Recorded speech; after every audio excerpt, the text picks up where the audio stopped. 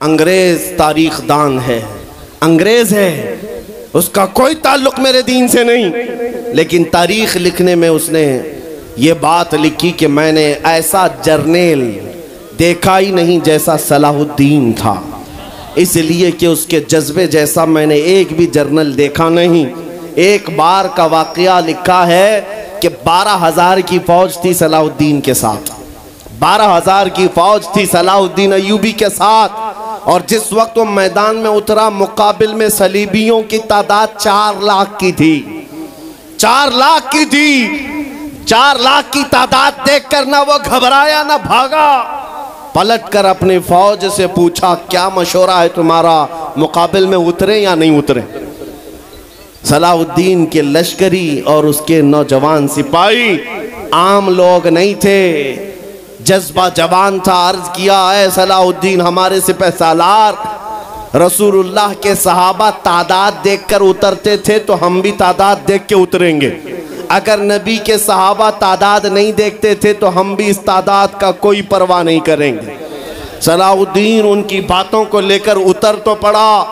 تاریخ لکھنے والا انگریز آدمی ہے، کہتا ہے مقابلہ کر لینا اور بات ہوتی ہے، لیکن 4 لاکھ کو تتر بتر کر کے رکھ دینا تاریخ کی الگ بات ہوتی ہے۔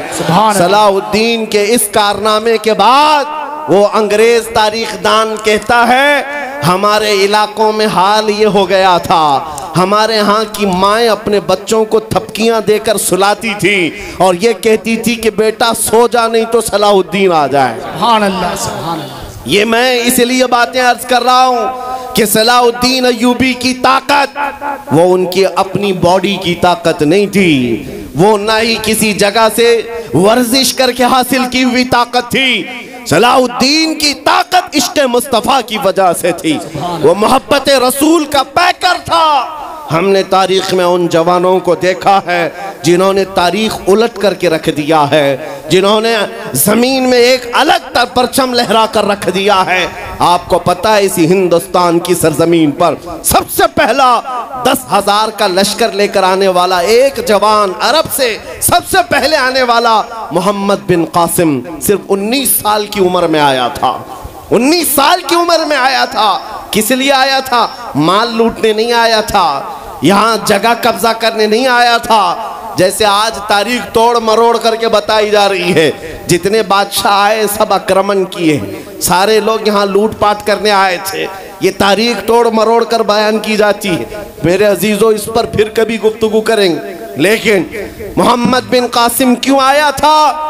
الہ آباد کے ایک پنڈت ہے، انہوں نے خود لکھا ہے، میں اپنی بات نہیں پنڈت جی کی بات کہہ رہا ہوں۔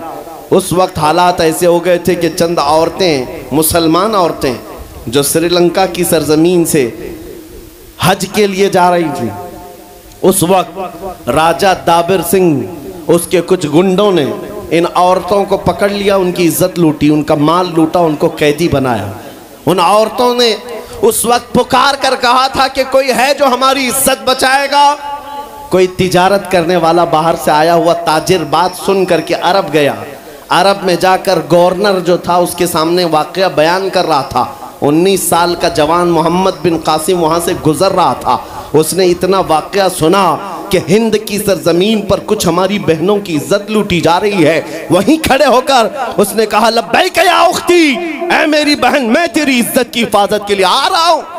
وہاں سے پکارا اپنے چچا جو گورنر تھا اس وقت، اس سے 10,000 کا لشکر لے کر کے سب سے پہلے یہاں آنے والا محمد بن قاسم کس لیے آیا تھا؟ مال لوٹنے کے لیے نہیں، عورتوں کی عزت بچانے کے لیے آیا تھا۔ ہندوستان کی سرزمین پر قدم رکھا اور اس کے بعد سامنے مقابل میں فوراً جنگ کے لیے نہیں آیا، کہا کہ جن عورتوں کو قیدی بنایا وہ چھوڑ دو، جو حج کے لیے جا رہی تھی انہیں آزاد کر دو، اور دوسری بات جنہوں نے گنڈا گردی کی ہے انہیں پکڑو اور جیل میں ڈالو۔ راجہ کو گھمنڈ تھا، اس نے انکار کیا تو محمد بن قاسم نے کہا چلو آؤ محمد عربی کے شیروں سے مقابلہ ہو جائے۔ 3 دن کا مقابلہ ہوا تھا، نہ راجہ بچا نہ باجا بچا، سارے ہزارے ادھر سے ادھر ہو گئے اور محمد بن قاسم کا پرچم لہرایا۔ میرے عزیزو، عورتوں کی عزت کا محافظ 19 سال کا جوان تھا جس نے آتے ہی عورتوں کی عزت بھی بچائی اور میرے دین کا پرچم بھی لہرایا۔ میں آج پوچھتا ہوں ہماری عمریں کتنی ہو گئیں، کئی جوان 25 سال 30 سال کراس کر چکے، آج بہت ساری عورتوں کی عزتیں جب لوٹی جاتی ہیں، تم تو موبائل میں دیکھ دیکھ کر کے شیئر کر دیتے ہو، ویڈیو ادھر سے ادھر پھیلا دیتے ہو اور اس کے بعد سمجھتے ہو ہم بہت بڑا کام کر رہے ہیں۔ ہر کوئی یہی کہتا ہے سب کو شیئر کرو، سب کو شیئر کرو، کائے کے لیے شیئر کرو؟ میرے عزیزو یہ کون سی جنگ لڑ رہے ہو؟ واٹس اپ موبائل کی جنگ لڑ رہے ہو؟ تمہارے اندر اگر غیرت باقی ہے تو میرے عزیزو کسی کی عزت لٹتے ہوئے دیکھ کر تم تماشا نہیں کر سکتے۔ ایمان بیدار کرو، ایمان بیدار کرو۔ یہ آج حالات کیوں آئے؟ امام غزالی کی ایک بات میں سناتا ہوں۔ بہت سالوں پہلے اس امام نے کہا تھا، 1000 سال پہلے تقریباً اس امام نے کہا تھا، جب اس امت کے سامنے ان کے رسول کی توہین ہو رہی ہو اور امت خاموش بیٹھی رہے تو چند دن انتظار کریں، ان کی ماں اور بہنوں کو بازار میں لا کر نیلام کیا جائے گا، ان کی ماں اور بہنوں کی عزت لوٹی جائے گی اور یہ کچھ نہ کر سکیں گے، ان کے بچوں کو مارا جائے گا اور یہ کچھ نہ کر سکیں گے۔ میں آج محسوس کر رہا ہوں حضور کی گستاخی پر اور توہین پر خاموش رہنے کا نتیجہ یہ ہے کہ اب ہمارے گھر بھی سلامت نہیں رہیں گے۔ لوگ آج چیخ رہے ہیں، مسجدیں ویران ہو گئی، مسجدیں ٹوٹ رہی ہیں، خانقاہیں ٹوٹ رہی ہیں، نہ جانے کتنے مزارات بلڈوزر سے ختم کیے جا رہے ہیں۔ یہ تمام باتیں اپنی جگہ پر، میں آپ سے پوچھتا ہوں جانے ایمان رسول اللہ طرح چل تو نہیں سکا، لیکن خود کیسے چلتا تھا یہ بھی بھول گیا، اور میں اس کو تھوڑا بدل کر کے اپنی قوم کے لیے کہتا ہوں، شیر چلا کتے کی چال اور اپنی چال بھول گیا۔ اللہ نے تمہیں محمد عربی کا شیر بنا کر پیدا کیا۔ حقیقی بات ہے یہ میرے عزیزو، حقیقی بات ہے۔ ایک جن کے ہاں کیڑے بہت زیادہ ہوتے ہیں وہ میرے ساتھ چھیڑ خانی کر رہے تھے۔ 2 دن قبل کی بات ہے، میں نے کسی جگہ تقریر کیا تو مجھے چھیڑ خانی کر رہے تھے، ہمارے دین سے کوئی تعلق نہیں۔ میں نے کسی چھوٹے دجال کے بارے میں کہا تو انہیں بڑی لگ گئی تھی۔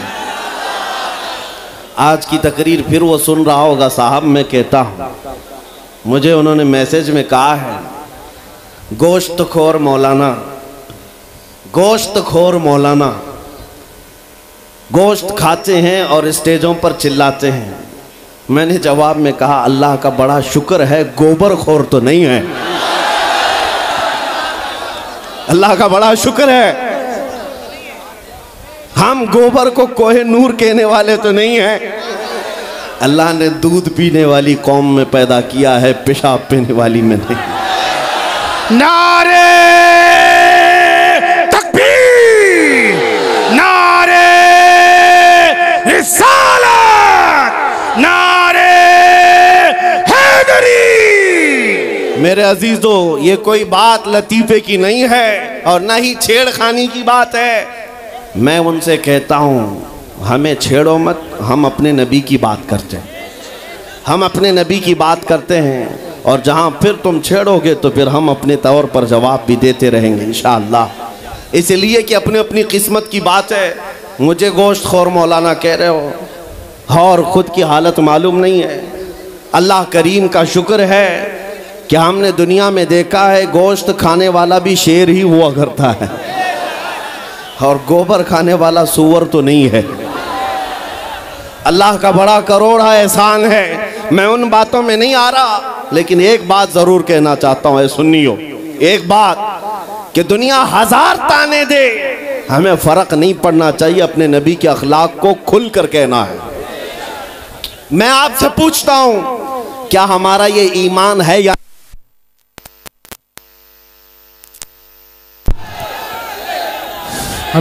ہمارا یہ ایمان ہے یا نہیں کہ میرا خدا سچا ہے، بے شک ہمارا نبی سچا ہے، ہمارا دین سچا ہے، قرآن سچا ہے؟ جب تمہارا یقین ہے کہ میرا خدا سچا، میرا دین سچا، میرا قرآن سچا، میرا نبی سچا، تو پھر میرے عزیزو سر جھکا کر نہیں، سر اٹھا کر جیو۔ بے شک سبحان اللہ۔ اور تمہیں حضور اکرم صلی اللہ تعالیٰ علیہ وسلم کے اخلاق پر کبھی شرم نہیں آنی چاہیے۔ کوئی ٹوپی پر کوئی داڑھی پر تانے مارتا ہے تو اس کو نظر انداز کرو، اس لیے کہ مرنے کے بعد اس کیڑے کو منہ نہیں دکھانا ہے، آمینہ کے لال کو منہ دکھانا ہے۔ تانا دیتا ہے تو دے کر مر جائے گا، ہمیں فرق نہیں پڑتا، ہمارے لباس سے جلتے ہو تو اور جلو مرو، اس لیے کہ جس کی قسمت میں یہاں بھی جلنا وہاں بھی جلنا، اور الحمدللہ سنیوں کی قسمت میں یہاں بھی خوشیاں ہیں وہاں بھی خوشیاں۔ ہم یہاں پر حضور پاک کا ذکر کر رہے ہیں اور خوشحال ہیں، الحمدللہ خوشحال ہیں، اس لیے کہ مجھے پتا ہے ہماری حیثیت کیا ہے، خوشحال ہیں آپ بھی ہم ہیں۔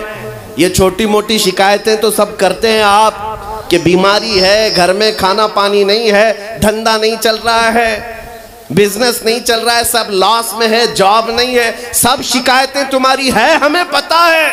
میرے عزیزو ہم تو بار بار یہ رونا روتے ہیں، ہم بڑی کمزور قوم ہیں، ہم بڑی کمزور قوم ہیں، ہم بڑی کمزور قوم ہیں، لیکن میڈیا کے دجالی کتے بار بار بھونک بھونک کر بتاتے ہیں تم کچھ ہو، تم کمزور نہیں ہو۔ 24 گھنٹے ہم پر ڈیبیٹ ہوتا ہے کہ نہیں ہوتا ہے؟ کل ملا کر ہم پر ہی ڈیبیٹ۔ ارے میاں یہاں تو الیکشن بھی کیمپیننگ کے لیے ہم ہیں، ہمارے مدعے کو لے کر کے ہی سب کو لڑانا ہے، سب کے درمیان۔ میں آپ سے یہ کہتا ہوں یہ باتیں یوں ہی نہیں، وہ بار بار تمہیں بھونک کر بتا رہے ہیں تم کچھ ہو، لیکن تم کہتے ہو نہیں میں کچھ نہیں ہوں، ہم کمزور ہیں، وہ کہتے ہیں نہیں کمزور نہیں تم کچھ ہو۔ ایک طرف تو کہتے ہیں کچھ نہیں ہے، سب بکھرے ہوئے لوگ ہیں، پنچر پتر بھی کہتے ہیں، لیکن پھر ہم ان سے کہتے ہیں میاں پنچر پتر ہے تو 24 گھنٹے ڈیبیٹ ہم پر کیوں کرتے ہو؟ ڈر کس بات کا ہے؟ کس بات کا ڈر ہے؟ کیا دوسری اور قومیں نہیں ہیں جس کو نشانہ بناؤ گے؟ ارے 70 قومیں موجود ہیں، لیکن ہمیں پتا ہے تمہاری آنکھوں میں اگر کوئی چبھتا ہے تو غلام مصطفیٰ ہی ہے، اس لیے کہ انہیں بھی تاریخ پتا ہے، یہ اگر نکل پڑے ہیں صحرا سے بغیر چپل کے پیوند لگے کپڑوں سے تو قیصر و کسریٰ کو بھی دھول چٹا سکتے ہیں۔ دنیا کی سپر پاور طاقتوں کو گھٹنے ٹیکنے پر مجبور کرنے والی قوم وہ عمر بن خطاب کے شاگرد تھے، صحابہ کرام تھے۔ دنیا کو تاریخ پتا ہے کہ یہ جس دن پڑھنے لگ گئے خالد بن ولید کو، جس دن یہ پڑھنے لگ گئے صلاح الدین ایوبی کو، جس دن ان کو کوئی کہنے لگ گیا کہ تمہارا کوئی شہاب الدین غوری بھی تھا، تمہارا کوئی اورنگزیب بھی تھا، تو پھر یہ مردہ اور مرجھائی ہوئی قوم دوبارہ اٹھنے لگ گئی تو اچھے اچھوں کی نیند حرام ہو سکتی ہے۔ اسی لیے کہا جاتا ہے مسلمانوں کے محلے میں نشہ بانٹو، مسلمانوں کو نشہ کرواؤ، نشہ بیچنے والے یہی، نشہ کرنے والے یہی، اس لیے کہ یہ جب تک نشہ میں رہیں گے ہم سکون سے رہیں گے، اور جس دن یہ اٹھ گئے تو دوسروں کے سکون کے لالے پڑ جائیں گے۔ اس لیے میرے عزیزوں میں تمہیں بیدار کرنے کے لیے آیا ہوں، اور دنیا کی نظروں میں کھٹکتا رہوں گا، لیکن میرے پاس جتنا بھی وقت موجود ہے میں خاموش نہیں رہوں گا انشاءاللہ العزیز۔ کل کو بھی اگر میری پھانسی ہو جائے مجھے اس بات کی پرواہ نہیں ہے، دنیا سے جائیں گے، ہمارے ایک کے مر جانے کے بعد ان کتوں سے کہتا ہوں کہ اس کو یہ مت سمجھ لینا کہ اسلام ختم ہو جائے گا، مجھ جیسے 1000 کٹ بھی جائیں تب بھی ہم نعرہ یہی لگائیں گے اسلام زندہ ہوتا ہے ہر کربلا کے بعد۔ نعرہ تکبیر، نعرہ رسالت، شہنشاہ خطابت، شیر ہندوستان سلمان مفتی سلمان ہزاری صاحب قبلہ۔ سبحان اللہ سبحان اللہ۔ میرے عزیزوں بات آج ایمان کی ہے، میں نے آج تک کسی تقریر میں کسی کو اسلحہ اٹھانے کی بات نہیں کی، میں نے کبھی کسی کو بندوق بارود چاقو تلوار کی بات نہیں کی، اور نہ ہی ہمیں ضرورت ہے۔ میرے عزیزو ہم تو چاہتے ہیں کہ تم عشق رسول کا جامہ پہن لو، حضور کی محبت کا لباس پہن لو۔ میرے عزیزو چاقو بلیڈ بھی اٹھانے کی ضرورت نہیں، تمہارے چلتے پھرتے دیکھ کر کتنے کیڑے فنا ہو جائیں، ہاں صرف تمہاری چلت پھرت سے کئی کتے نالیوں میں مر جائیں، سب کو سمجھ میں آتی ہے بات۔ اور जिन लोगों ने मुझसे पूछा था बार बार आप कुत्ते किसको कहते हैं, मैंने कहा कोई सुन्नी मुझसे पूछा ही नहीं,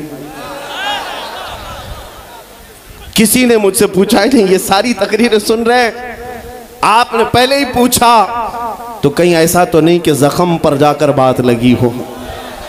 खैर मेरे अजीजों, आपको मैं बारहा बेदार इस बात के लिए करना चाहता हूं, हुजूर के अगर गुलाम हैं तो पूरे गुलाम बनो, पूरे गुलाम। आज के दिन अगर एक नौजवान भी ये अहद कर लिया कि मैंने अपनी मर्जी से बहुत जिंदगी गुजारी है, अपनी लाइफ में बहुत इंजॉय किया है, लेकिन आज के दिन से ये तय करूंगा कि जीऊंगा तो मेरे नबी की मर्जी से जीऊंगा, जिसने भी तय कर लिया, मैं समझता हूं कि ये जलसा वसूल हो गया, हुजूर के कदमों में पहुंच गया। मैं बताओ ए नौजवानों, बचा क्या है हमारी जिंदगी में और क्या बाकी है, क्या चाहिए तुम्हें? पूरी दुनिया तुम नाक रगड़ रगड़ कर हासिल कर भी लिए तो एक दिन तो मौत आनी है, एक दिन तो दुनिया से जाना है, सारी दौलत छोड़ कर जाओगे, इस बात पर सबका यकीन है। तुमने खुद अपने हाथों से कितने मुर्दे दफनाए, तुमने कितने लोगों की कब्रों को खुद अपने हाथों से बंद किया। आज जो ये आंखें खुली हैं अचानक बंद कर दी जाएंगी, ये धड़कनें रुक जाएंगी, तुम हाथ पैर भी नहीं उठा सकते, और ये पूरे लोग उठाकर तुम्हें इतनी छोटी कब्र में डाल कर आते हैं जहां करवट लेने की भी जगह नहीं, सांस और हवा के लिए कोई रोशनदान नहीं, खिड़की नहीं, इतने घने अंधेरे के अंदर तुम तन्हा होते हो। उस कब्र के मुतालिक सोचो, वहां मुनकर नकीर जिसके बारे में पूछ रहे होंगे वो ताजदार मदीना की जात होगी। हुजूर के बारे में तुमसे पूछा जा रहा है कि तुम उनके बारे में क्या कहते थे। इसलिए सुन्नियों, आज ही हम तैयारी क्यों ना कर लें कि कल को कब्र में हमसे फरिश्ते पूछें इनके बारे में क्या कहते थे, तो वहां पुकार कर नकीरैन से कहना तुम पूछ रहे हो इनके बारे में क्या कहते थे, अरे मर के पहुंचा हूं यहां इस दिलरुबा के वास्ते। सुभान अल्लाह, सुभान अल्लाह। मर के पहुंचा हूं यहां इस दिलरुबा के वास्ते, है शबे गौर भी उसी गुल से मुलाकात की रात। अजीजा ने गिरामी वकार, आज ले उनकी पनाह, आज मदद मांग उनसे, कल न मानेंगे कयामत में अगर मान गया। सिर्फ मैं तुम्हारे उन अखलाक की बात कर रहा हूँ, बड़े दर्द दिल से कह रहा हूँ। आ जाओ वापस उस नुक्ते पर जहाँ मेरे नबी ने हमें छोड़ा था, आ जाओ उस रास्ते पर जिस पर चलने वालों पर अल्लाह ने इनाम नाजिल किया है। आपको पता है वो सहाबा कराम, ताबईन और औलिया कामिलीन का रास्ता था कि जिनके बारे में इकबाल ने कहा, दी अजाने कभी यूरोप के कलीसाओं में तो कभी अफ्रीका के तपते हुए सहराओं में, दश्त तो दश्त है दरिया भी न छोड़े हमने, बहरे जुल्मात में दौड़ा दिए घोड़े हमने, आ गया ऐन लड़ाई में गर वक्त नमाज, किबला रूहों के जमीन बोस हुई कौमे हिजाज। एक ही सब में खड़े हो गए महमूद आयाज, न कोई बंदा रहा न कोई बंदा नवाज। यह हमारी तारीख थी, यह हमारी तारीख थी, मोहम्मद अरबी सल्लल्लाहु तआला अलैहि वसल्लम के गुलामों की तारीख थी। वो जिस जगह जाते थे परचम इस्लाम लहराते थे, जहां चल पड़े हवाओं का रुख मोड़ दिया, आंधियों को तोड़ दिया, समंदरों में रास्ता बना लिया, अरे दरिया दजला में घोड़े दौड़ा दिए। ये नबी पाक के गुलाम थे, दुनिया उनसे खौफजदा थी। क्या था उनका नारा? उनका नारा ये था, टल न सकते थे जंग में अगर अड़ जाते थे, पांव शेरों के मैदान से उखड़ जाते थे, अरे हक से सरकश हुआ कोई तो बिगड़ जाते थे, तेग क्या चीज है हम तोप से भी लड़ जाते थे। नारे तकबीर, नारे रिसालत, देखो देखो कौन आया, देखो देखो कौन आया। तवज्जो की बात है, हम उस कौम के वारिसीन में से हैं, दुनिया जिनकी तारीख जानती है। आपको पता है अंग्रेज तारीख दान है, अंग्रेज है, उसका कोई ताल्लुक मेरे दीन से नहीं, लेकिन तारीख लिखने में उसने ये बात लिखी कि मैंने ऐसा जर्नेल देखा ही नहीं जैसा सलाहुद्दीन था, इसलिए कि उसके जज्बे जैसा मैंने एक भी जर्नल देखा नहीं। ایک بار کا واقعہ لکھا ہے کہ 12,000 کی فوج تھی صلاح الدین کے ساتھ، 12,000 کی فوج تھی صلاح الدین ایوبی کے ساتھ، اور جس وقت وہ میدان میں اترا مقابل میں صلیبیوں کی تعداد 4 لاکھ کی تھی، 4 لاکھ کی تھی۔ 4 لاکھ کی تعداد دیکھ کر نہ وہ گھبرایا نہ بھاگا، پلٹ کر اپنی فوج سے پوچھا کیا مشورہ ہے تمہارا، مقابل میں اترے یا نہیں اترے؟ صلاح الدین کے لشکری اور اس کے نوجوان سپاہی عام لوگ نہیں تھے، جذبہ جوان تھا۔ عرض کیا اے صلاح الدین ہمارے سپہ سالار، رسول اللہ کے صحابہ تعداد دیکھ کر اترتے تھے تو ہم بھی تعداد دیکھ کے اتریں گے، اگر نبی کے صحابہ تعداد نہیں دیکھتے تھے تو ہم بھی اس تعداد کا کوئی پرواہ نہیں کریں گے۔ صلاح الدین ان کی باتوں کو لے کر اتر تو پڑا۔ تاریخ لکھنے والا انگریز آدمی ہے، کہتا ہے مقابلہ کر لینا اور بات ہوتی ہے، لیکن 4 لاکھ کو تتر بتر کر کے رکھ دینا تاریخ کی الگ بات ہوتی ہے۔ صلاح الدین کے اس کارنامے کے بعد وہ انگریز تاریخ دان کہتا ہے ہمارے علاقوں میں حال یہ ہو گیا تھا، ہمارے ہاں کی مائیں اپنے بچوں کو تھپکیاں دے کر سلاتی تھی اور یہ کہتی تھی کہ بیٹا سو جا نہیں تو صلاح الدین آ جائے۔ سبحان اللہ، سبحان اللہ۔ یہ میں اس لیے باتیں عرض کر رہا ہوں کہ صلاح الدین ایوبی کی طاقت وہ ان کی اپنی باڈی کی طاقت نہیں تھی، وہ نہ ہی کسی جگہ سے ورزش کر کے حاصل کی ہوئی طاقت تھی۔ صلاح الدین کی طاقت عشق مصطفیٰ کی وجہ سے تھی، وہ محبت رسول کا پیکر تھا۔ ہم نے تاریخ میں ان جوانوں کو دیکھا ہے جنہوں نے تاریخ الٹ کر کے رکھ دیا ہے، جنہوں نے زمین میں ایک الگ پرچم لہرا کر رکھ دیا ہے۔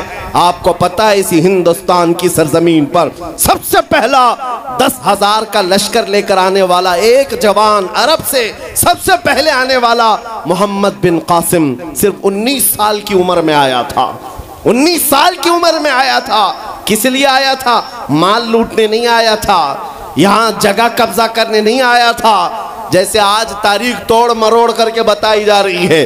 جتنے بادشاہ آئے سب اکرمن کیے، سارے لوگ یہاں لوٹ پاٹ کرنے آئے تھے، یہ تاریخ توڑ مروڑ کر بیان کی جاتی ہے۔ میرے عزیزو اس پر پھر کبھی گفتگو کریں گے، لیکن محمد بن قاسم کیوں آیا تھا؟